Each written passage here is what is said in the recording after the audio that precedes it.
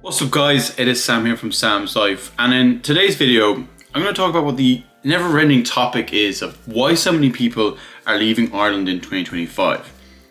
This can also be said for basically every year since COVID happened. It seems to be a constant topic. Even when I was in college, everyone's looking like, where am I going to go? Never, I'm going to stay here forever. Everyone wants to go and do different things and travel and see what else is out there. But is that really the backbone of it? Obviously curiosity and all of that does have a good impact on that sort of stuff.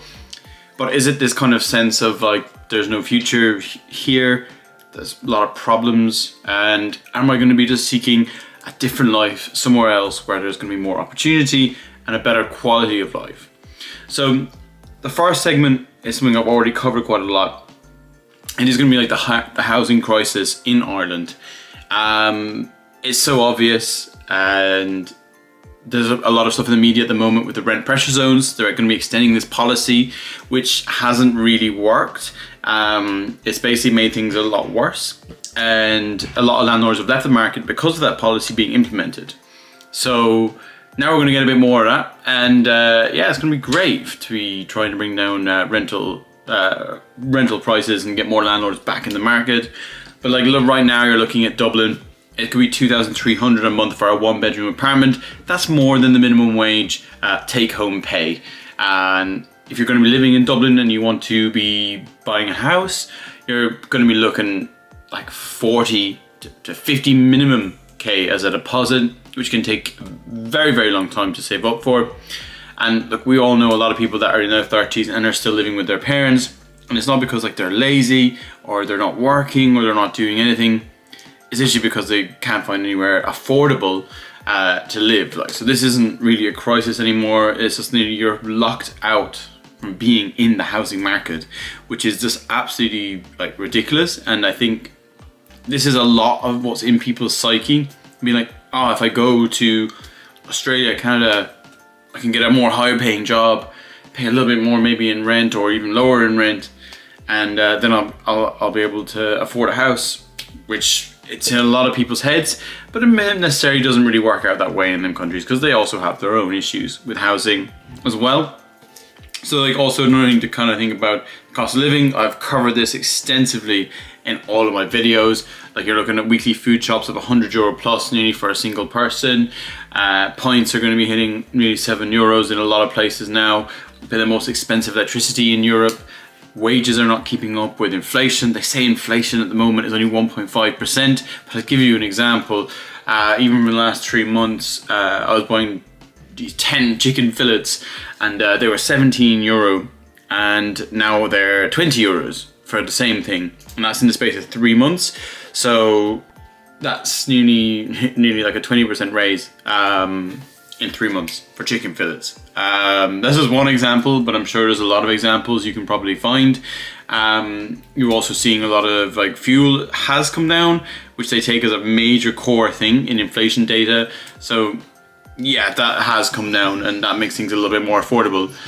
But like, the sad part is that people are cutting back on nights out, eating out. You see a lot of restaurants and bars and stuff, cafes maybe struggling at the moment, and people are even thinking about holidays. You can nearly kind of forget about it for if you've got a large family. Like, it's kind of okay if you're an individual. You will be able to maybe afford if your rent isn't too bad. But if you're a large family trying to go abroad with kids and stuff, like, absolutely insane. You're only just going to be keeping your head above water, and that's just where we're at with that. And next topic I want to get into is like the wages and the work-life balance. So obviously Ireland is not really known for like its weather, and that kind of maybe gets people to cut back on outdoors activities, but that might necessarily be like, it's wet outside, I'm going to stay in. That's just part of the psyche really. But what's just happening like with work is a lot of people are coming out of college looking for graduate programs. Ireland's actually the most educated country in the world, so producing the most graduates on a percentage basis of adults that are here with third level degrees. And that's going to land you a nice job between like 26 to 30k. In the most part, obviously there are exceptions, and some people do have more desirable job skills and then they get higher paid. That's just generally what it can be. And that's just simply it's just not enough. Like when you're going to be, if you want to live on your own, your rent is going to be 1,500. Even if you're getting a room in a house, it can be 750 to 800 euros. So what do you kind of really do in that situation? Like, then it creeps into your head, oh, look, I'm going to go to Australia. There's people I know there, they're on the beach, they're sending me pictures, or they're up in Canada, they're in the mountains, just like basically living their best life, where I'm here struggling to afford rent, to get qualified a bit more, or get experience in a role that I don't really know how much is going to pay me, and the wages look better elsewhere. So this is constantly in your head, like, because you're seeing all this stuff all over social media. And it completely makes sense for people to be like that. So it does need to improve on that sense. These corporations do have a lot of money, and they definitely can afford to pay their interns a bit more than minimum wage, or with the graduate programs a bit more as well. Like, because it's not cheap to live here. Next topic I want to get onto is mental health and burnout. So this is like a constant stress that people say in them kind of situations.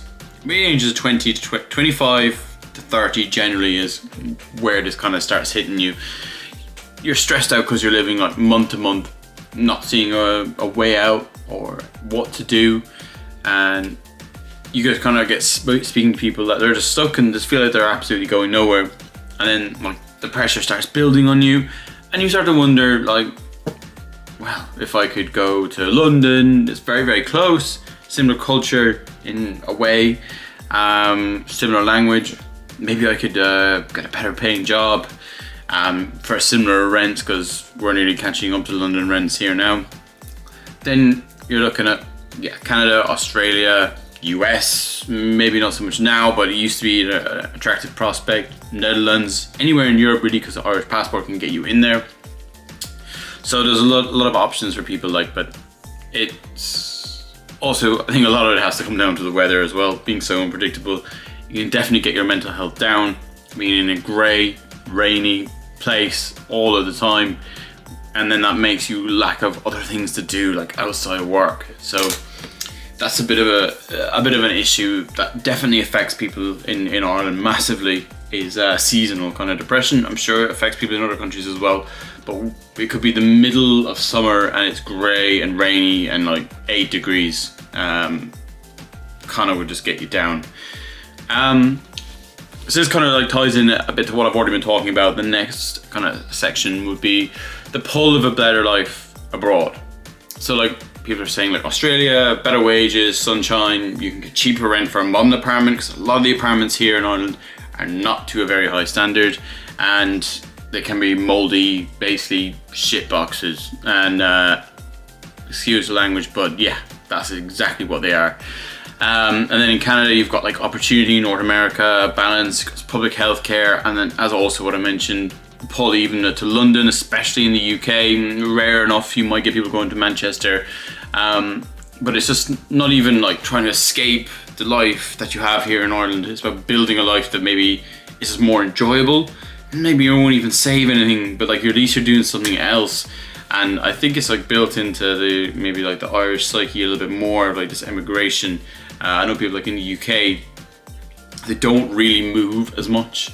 They kind of generally try to stay in the villages or towns where they're from for a lot of their lives. It doesn't seem to happen as much here. People are always moving everywhere or going everywhere. A lot more open-minded to it, and I think it's just ingrained from the history of the place, really. So the next thing I want to get into is like, who is leaving? So this is where it's an actual problem for Ireland. So Ireland is basically kind of experiencing a brain drain of its own young people. So CSO has made statistics that showing that people from 25 to 39 are increasingly leaving the country, and they're kind of replacing them then with immigrants from all over Europe or other parts of the world, which are maybe not as highly educated or not going to be replacing the people that are leaving. So Ireland's experienced basically a version of brain drain, and this is not usually a thing that is done with like first world economies. I know it happened like a lot in like the Balkan region. Also happened a lot in like India. Like they get a lot of the brightest minds. They all leave the country. So these are the people that are leaving. They're taking their skills and they're going to be using it in a different country to power that economy. And where they're going, we've already mentioned it, like Australia, Canada, UK, Netherlands, even Dubai now is becoming a more attractive option for people. And that's where people are going, just because they don't want to be stressed about bills at every opportunity at all times. So yeah, that's kind of what it makes sense why people are looking at this and who is leaving the country. So look, I want to kind of just tie it into the end of the video here. Honest thoughts, like would I leave? If I didn't do the traveling abroad for a year, it definitely would be something that would be on my mind. Now that I've come back, I've got a pretty decent job, and I got a good side job as well that I'm doing. So myself is maybe a different situation now, but I do like being in Ireland, and I can also see the opposite of how people are maybe falling out of love with the place in a roundabout way. And people are not leaving because they want to. A lot of the time they're leaving because they feel like they have to, because they don't feel like there's a massive future here. But hopefully they can change that. There's a lot of building going on in the city at the moment, a lot of new build apartments, housing. It is getting to a point now where I think in the city, especially in Cork, things are going to improve. I think it's going to be massive over the next few years, and you will hopefully see these people coming back from other countries so they can enjoy a high standard of life with good jobs here, because there is good jobs here.